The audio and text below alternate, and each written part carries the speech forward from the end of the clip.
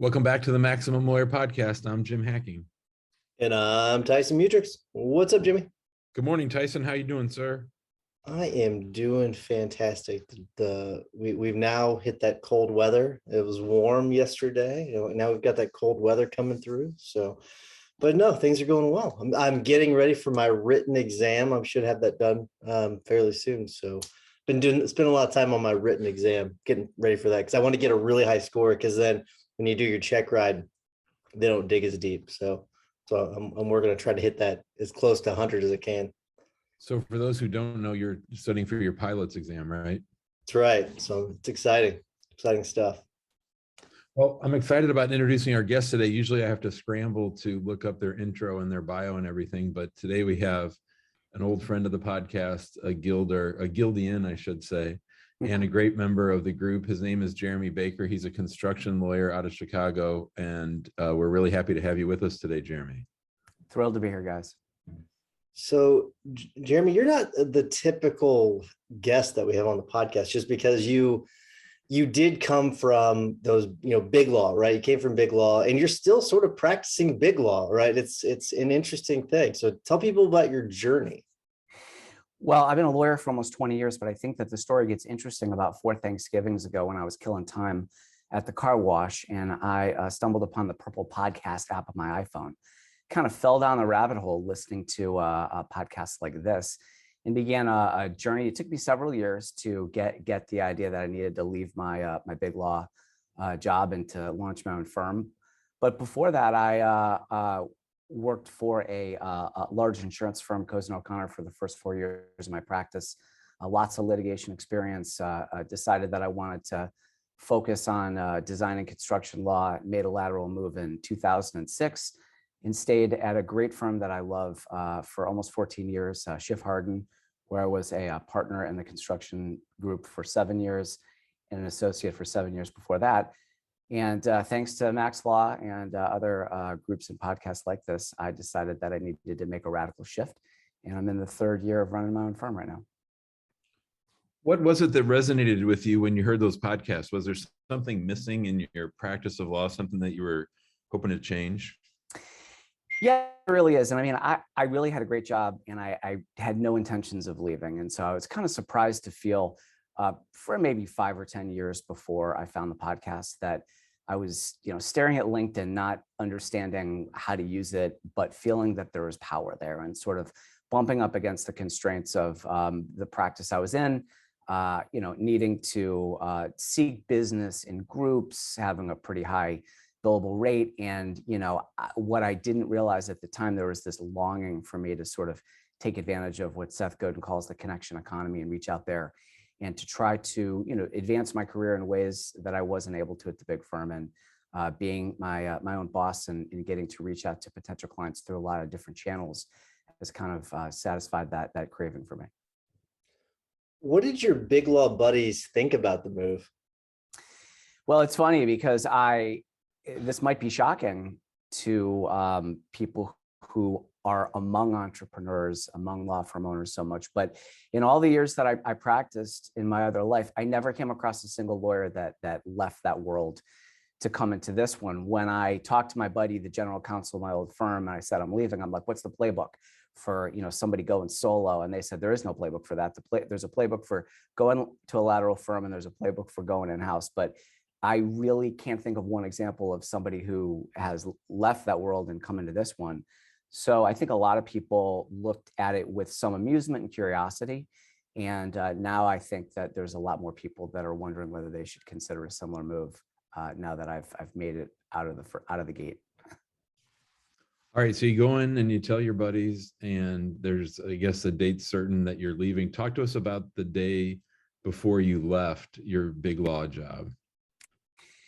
Well, I'm a planner, and I spent 2 or 3 years thinking about every possible thing that you could think about, listening to every podcast that I could find, hoping to hear stories of people who did this, who were willing to encourage me along.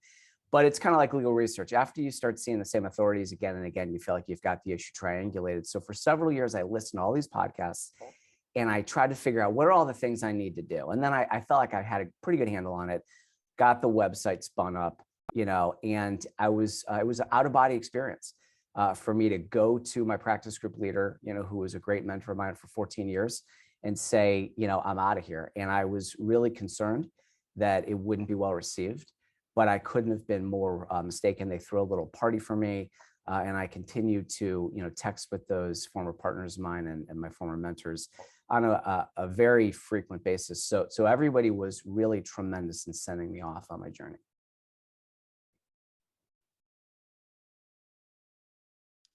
So how were those first few months, and how's it going now? Well, it's funny because by all accounts, it's going great now. And when I was staring over the precipice in my former life, thinking about what would I need to accomplish in order to feel safe and like I made a good decision, I've gotten past those things now, the client acquisition, the dealing with the operations. And so there's so much that I have to work on. And I'm happy to have a guild and people like you to help me with it, that I tend to want to focus on what's ahead and what's broken and what needs to be developed.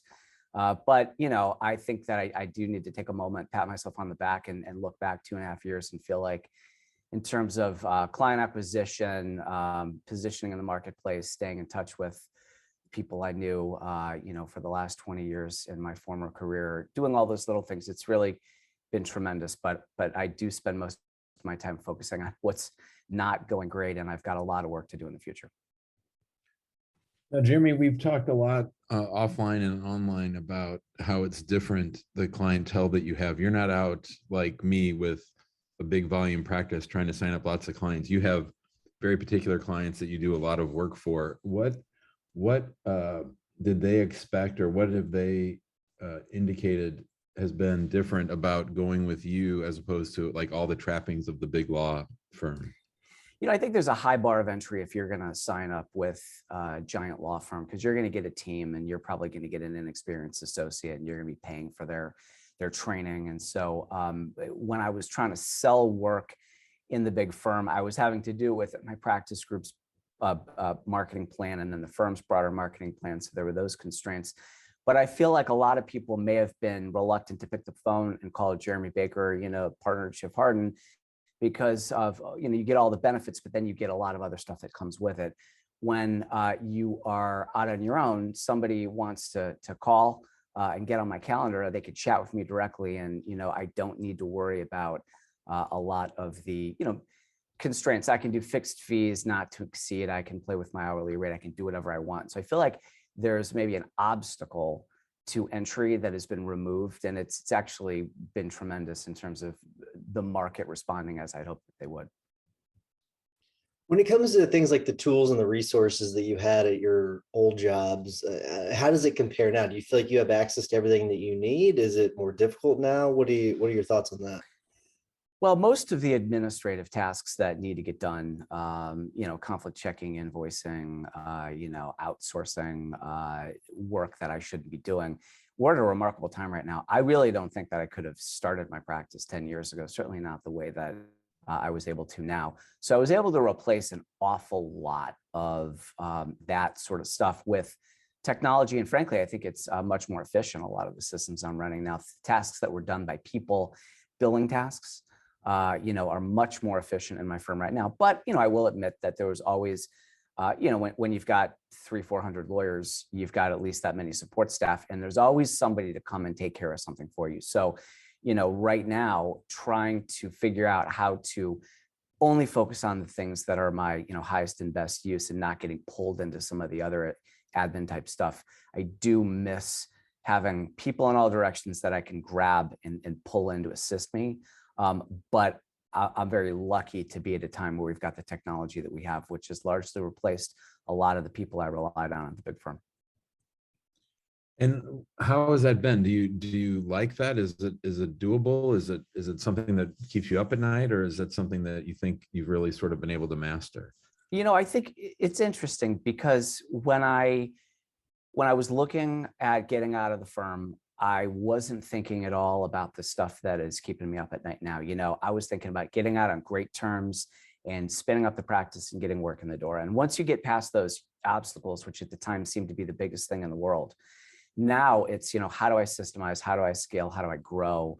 And it is a problem that I am really enjoying thinking about, but I'm nowhere close to solving now, because one of my insights over the last couple of weeks, and certainly being at MaxLawCon in St. Louis with you recently, helped me realize that one of my competitive advantages over the people that I compete with for work is that generally the more complex the problem is, the better I am with it. And that doesn't lend itself very easily to systems and scaling, especially when everybody wants to work with me. And so, my long-term goals are not necessarily aligned with my strengths and the strengths of my firm and what I think draws people to my firm and me. And so I'm trying to figure out, how do I achieve my long-term goals of scaling and growth when I have practice that might be a little more difficult to systematize this production of this substantive work.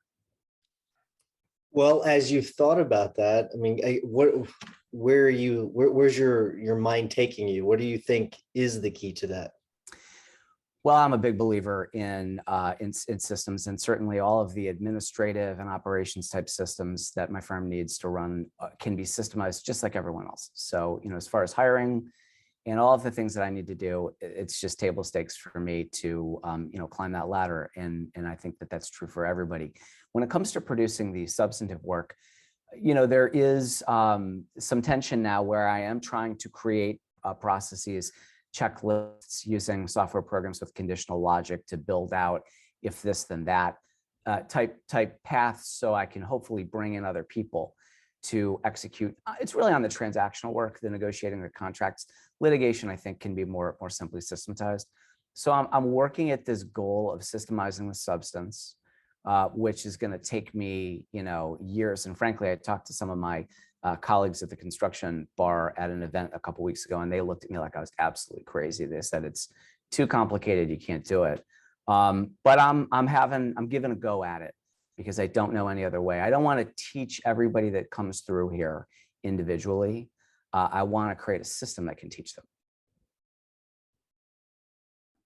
I think it's a great laboratory to see if you can pull this off. If I were you, Jeremy, I would record everything that you're doing, not just for the training that you're doing, but also, like, if you can crack that nut and figure out how to help transactional lawyers systematize all the things that they think that they can't, I think that would be a really valuable asset for people. Yeah, I'm trying to start slow, and I don't want to let the perfect get in the way of the good. So building this out all the way could take me a very long time. I'm focusing on particular contracts and transactions just as a laboratory. But I do think that that I am having to really shift my mindset, because it's been my experience, and I don't know that this is objectively true, but it's been my perspective that there's really two different kinds of firms and two different kinds of lawyers out there. I think in a lot of the firms that we run, our friends run, it tends to be very vertical with one or two owners, heavy emphasis on systems. When you're in the other sort of practice that I was in, where you got 150 partners and 150 associates, people tend to clump together and share knowledge in groups. And so I've sort of been of the mentality that you surround yourself with people that know something, you teach them, you bring them along. Not necessarily, hey, here's a system, go operate it, but this sort of collective sharing of knowledge. And I attempted to, recreate that a little bit with some of my first hires. Took some flack, I think justifiably so, from some Guildians about not having sufficient parameters for the people to work within. And so it's just sort of balancing that. All my life, it was like the 20 of me and the partners that I worked with in my group, and there were no processes. It was just shared knowledge, shared thinking over decades. And now that I'm in a more vertical type firm where there are not a lot of partners and I need to create those systems, it's just a big mindset shift. And I'm nowhere near to having all the answers. I'm struggling with these issues every day. And let's talk a little bit about the hiring, because one of the things you put on your questionnaire of the things that needs work is hiring qualified attorneys, and we've talked about that. You just kind of mentioned it, but what are the struggles you're having when it comes to hiring? Well, right now, I've decided that my number one thing is getting more administrative help around here. And so I've sort of set aside the attorney hiring, although I am about to bring on a 1099 contractor attorney just to help me out in certain respects. I am laser focused on getting sort of like a project manager. I don't want to say it's like an office administrator or a legal secretary, but sort of a project manager to help me get things done around here. Aside from that, which, I've not found great candidates yet, hiring attorneys is a challenge because what I do is very niche. I mean, I don't have any data on this, but I like to say that there's 100 or 1,000 real estate lawyers for everyone who does what I do, which is just help people go vertical with buildings. And in Chicago, there's maybe 200 or so people that do work that could be remotely considered what I do, but a very small subset of them, maybe like 20% of them, do the transactional work and understand the hundreds of standard forms in the industry that have to be deployed correctly. And there just aren't a lot of people out there that do that sort of work. I mean, whether I'm in a big firm or whether I'm in my own firm, everybody's looking to hire those kind of people. So I don't know that I'm going to find a lot of people that can plug right in, other than some of my former partners who I'd love to join me. I just don't know that I'm going to find people out there. And one of the big takeaways from when I was at MaxLawCon, and I really enjoyed my time with Seth Price, who I think is one of the smartest guys out there, he helped me understand that I might not be able to find those people, but I might be able to grow them in a way that doesn't require me to teach them all individually.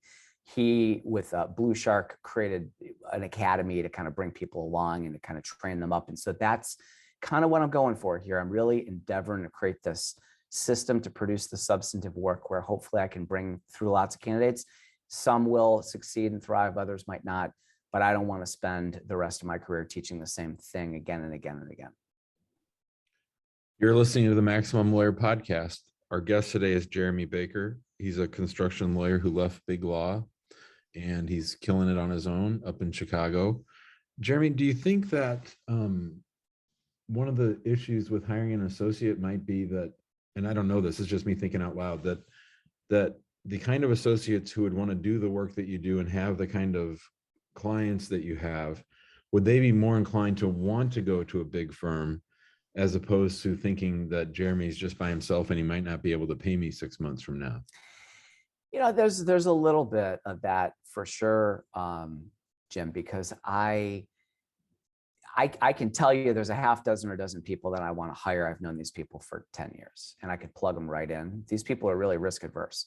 One of them is somebody who I taught construction law at John Marshall Law School with for a number of years. She is a former partner of mine who's tremendous, and she could come right in here and, like a number of other people I used to work with, and help out. But even being in my third year, there's an adversity risk that I'm finding. It's funny because I'm so risk adverse for my clients, but for myself, I'm willing to take a lot more risks. So I do think that I'm giving up a lot on, a speculative venture.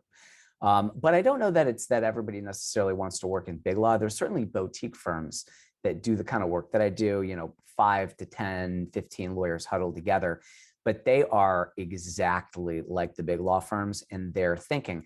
The people that it's a great thing for me. It's a competitive advantage and a happy accident that the people I compete with, they don't know what Google My Business is. They don't worry about reviews. The only competitor I have has got 1 review. I've got 20. I'm killing it in my market. None of them are using the internet to try to get. I'm the only one that has a newsletter, and so I'm at this. So it isn't necessarily that they need to be in big law, but they think that they need to be in firms that do work the way that the bigger law firms do it. They're living in a 3-ring binder world, not a digital world. I wonder if part of that forces you to try to mold your firm after the big law firms. How much of your time is fighting that urge to do that? Well, I wish that I was self-aware enough to give you an honest answer to that question, Tyson, because I think that I'm my own worst enemy in a lot of respects. I thought I was a pretty good writer when I joined, Schiff Hardin in 2006, and they immediately said, go sit down and study these grammar books, and so, they don't like commas where there should be semicolons, and at some level you have to sort of ditch that mentality. So I am still a little bit of a perfectionist. I've got a high standard, and so I do get in my way a lot. I'm trying to spot that a little bit more in myself, and to try to make decisions about what I'm not going to do, as opposed to what I am going to do. So I'm fighting the instinct to do things the way that I've wanted to do them for a long time. But again, I keep coming back to I think that the one thing all my clients have in common is they're drawn to the fact that if they've got an extremely complicated issue, that's sort of where I live. And that is just at odds with scaling and systematizing and trying to, it's a bit of a cult of personality. Everybody wants to work with me. I see in your firms, you guys have done a great job, of setting up people around you and the people that your clients understand that they're going to be working with a team. That's really a goal of mine, to not be front and center. But my advantages competitively and in the market are sort of at odds with my long-term goals. So it's exhilarating to think about these things. And to be honest with you, even though I don't have answers, the fact that I've even put my finger on some of these things allows me to work at the problem. Yeah, and I wouldn't be too hard on yourself. It's not like you can get people accustomed to the idea of working with someone other than Jeremy when there isn't someone other than Jeremy even there. So that's almost like a problem for future Jeremy Baker as opposed to current Jeremy. So I wouldn't be too hard on yourself for that. Yeah, I've got 4 young kids and the oldest is 11. And I leapt out, 2.5 years ago, right before, COVID.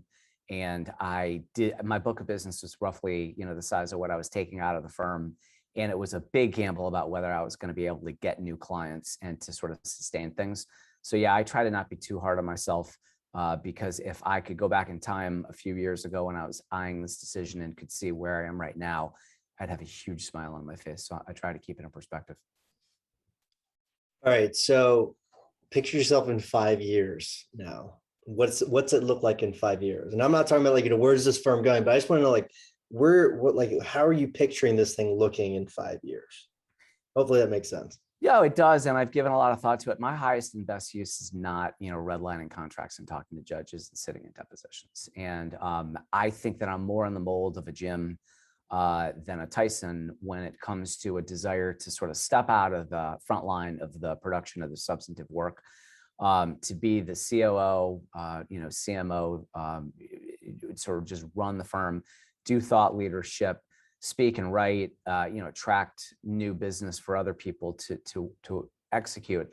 That's really what I want. So I think we're looking at having another 4 or 5 lawyers here, and a bunch of support staff. And I'm trying to reverse engineer that now and to try to figure out what does it look like over the next 90 days for me to get where I want to be 5 years from now. All right. So somewhere in a car wash across America, there's a big law lawyer who is very frustrated and thinking about going out on their own. And they happen upon this episode of our podcast and they're hearing Jeremy Baker, who's done it.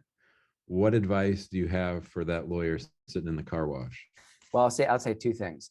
And the first is what I wanted to hear more than anything, as I was desperately searching for podcasts where people had gone out on their own and were sharing their war stories. And it's that you could do it. It's really not as hard as you think it is. All the administrative and operational challenges are not that hard to sort out. And if you cut your rate in half and you cut your hours in half, you can double your earnings. So you can do it and you should do it.